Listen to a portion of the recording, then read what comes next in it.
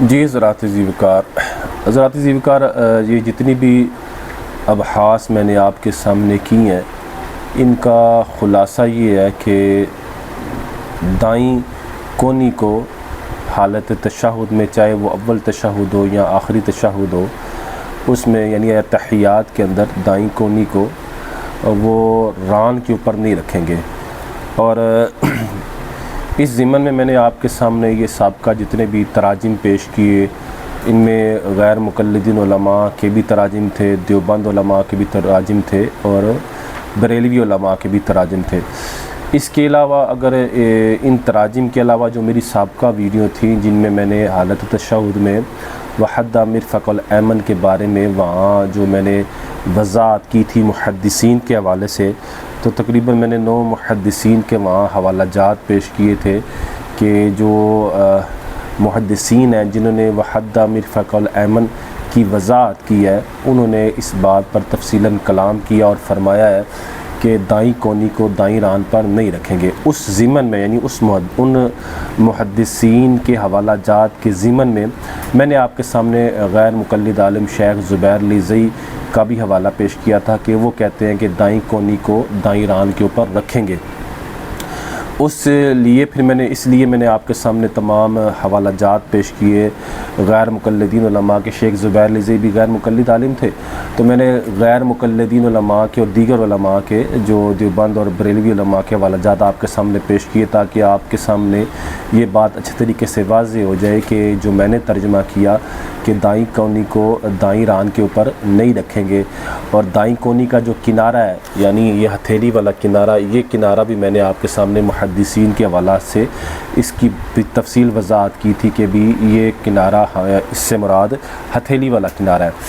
حضرات ذی وقار اگر ہم شیخ زبیر لیزئی نے جو ترجمہ کیا ہے کہ آپ صلی اللہ علیہ وسلم اپنی دائیں کونی کو دائیں ران پر رکھتے تھے، اب شیخ زبیر لیزئی نے اس ضمن میں جو حوالہ جات پیش کیے ہیں وہ میں نے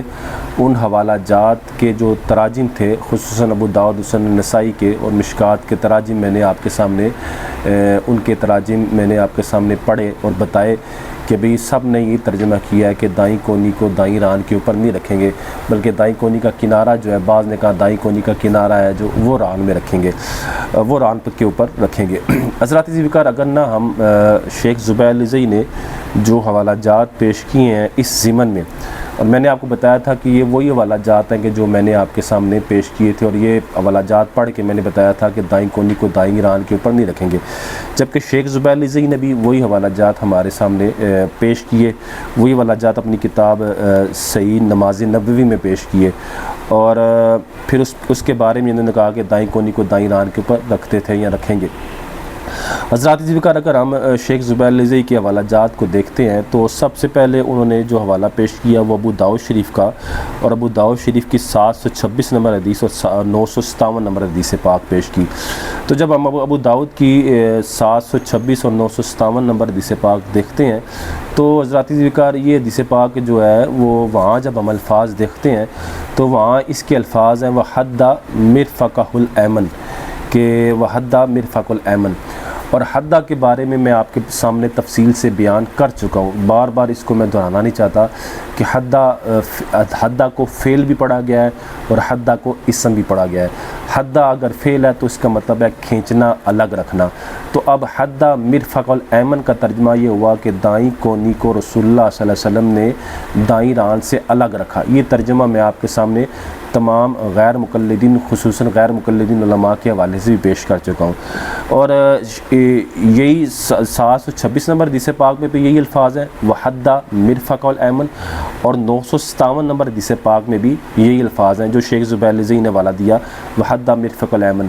اور شیخ زبیر لیزئی نے ترجمہ یہ کیا کہ کونی کو رکھا جائے گا، جبکہ میں نے آپ کے سامنے یہ بیان کر دیا کہ جو حوالہ شیخ زبیر لیزئی نے ابو داؤد شریف کا دیا حدیث نمبر 726 اور 957، اور انہی کے تراجم میں نے آپ کے سامنے علماء کے حوالے سے پیش کیے کہ انہوں نے کہا کہ دائیں کونی کو دائیں ران کے اوپر نہیں رکھیں گے، اور وہاں 726 اور 957 پر وحدہ مرفق الایمن وہاں حدہ فعل ماضی ہے،